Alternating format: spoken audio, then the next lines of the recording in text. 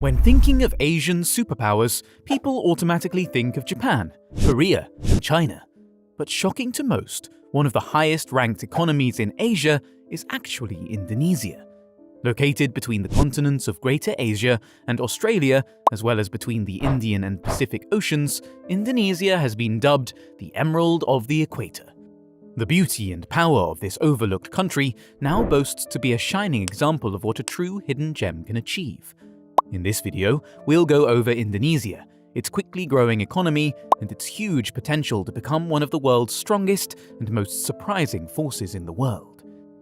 It's easy to understand why Indonesia is often overlooked regarding ranking economies. It's a Southeast Asian country that has been colonized by Westerners, the Portuguese, the Dutch, the Germans, and the British. Colonized countries tend to have weaker economies due to their need to recover from their losses during colonization. Naturally, Indonesia had to recuperate its losses from all the years under foreign rule.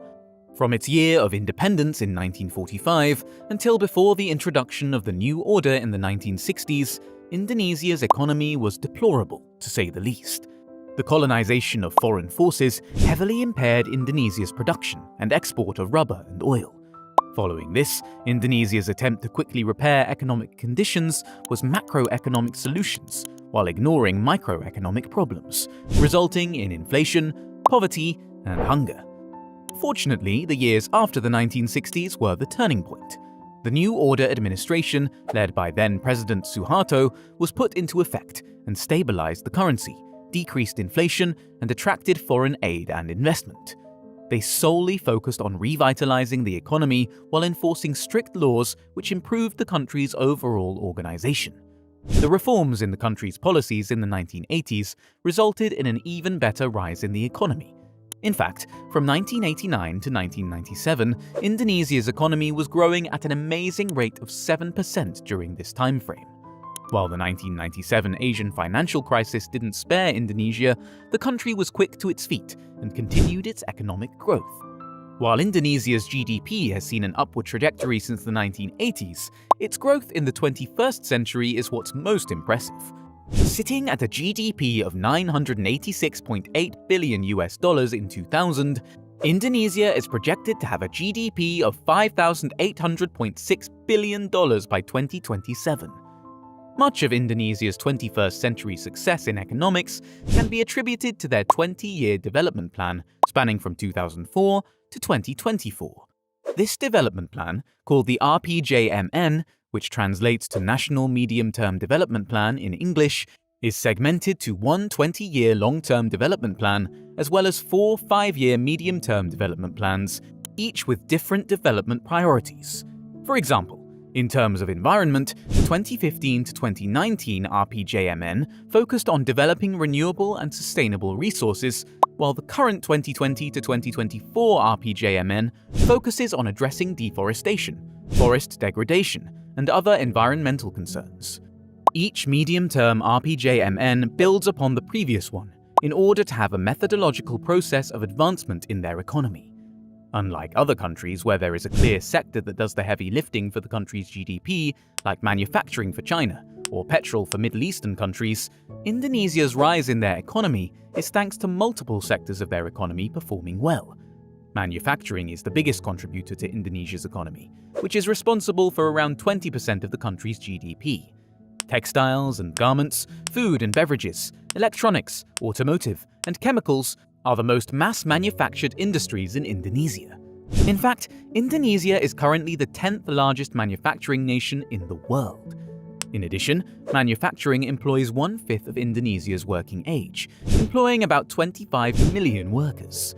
With the current rate of manufacturing and production resulting in an average of 4% annual growth, coupled with the government's plan to further enhance current rates, Indonesia has a high chance of entering the world's top 10 economies through manufacturing alone.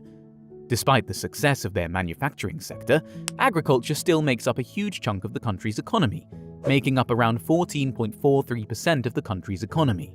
Indonesia produces a whole bevy of products and commodities, the most prominent being rice, cassava, tapioca, peanuts, natural rubber, cocoa, coffee, palm oil, copra, poultry, beef, pork, and eggs. Palm oil especially is very vital to Indonesia's agriculture and economy, as Indonesia is the biggest producer of palm oil in the world, producing half of the world's palm oil supply. Other sectors that contribute to Indonesia's economic growth include the oil and mining industry. Indonesia is the biggest producer of nickel and the second biggest producer of cobalt in 2022.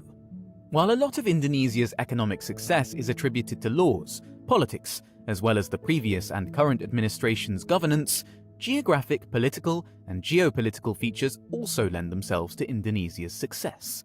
Geographically, Indonesia is in a very good location.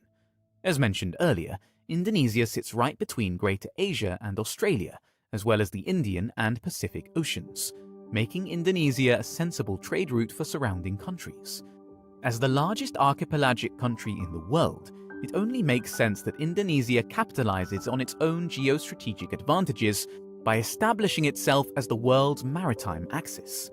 Despite being a great contender for being a maritime center, Indonesia isn't making strides to make itself a maritime country due to current trading routes.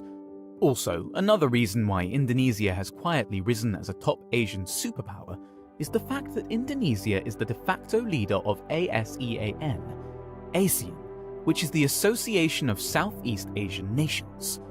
Indonesia is a founding member of ASEAN, which was established in 1967. This entails a political and economic union of all 10 participating countries: Brunei, Cambodia, Indonesia, Laos, Malaysia, Myanmar, Philippines, Singapore, Thailand, and Vietnam, which promises to accelerate economic growth through the help of one another, while also maintaining peace and stability between each nation. Indonesia is also a member of APEC, or the Asia-Pacific Economic Cooperation, an intergovernmental forum that consists of Asian countries as well as other countries surrounding the Pacific Ocean, such as Australia, New Zealand, Papua New Guinea, Peru, and the United States, among many other countries. APEC promotes the free trade of products between APEC members, which allows trading of agricultural products and raw materials. APEC is also considered one of the highest-level multilateral blocs and the oldest forums in the Asia-Pacific region. Because of Indonesia's rising potential to become a superpower, as well as its strategic geographic location, established superpowers like China and the United States are both seeking to strengthen their continued relationship with Indonesia. While Indonesia remains neutral about the China-United States feud, Lowy Institute's 2021 poll reveals that Indonesians find the United States more important than China for Indonesia's economy, with 18% voting for the United States compared to 14% voting for China. Additionally, 4 in 10 Indonesians prefer investments from the United States, compared to 3 in 10 from China. As it stands, Indonesia remains neutral and has no bias to where it sides, though the interest of the 2 most powerful nations in the world shows how important Indonesia is, causing a cascading effect of foreign investors to be more attracted to Indonesia.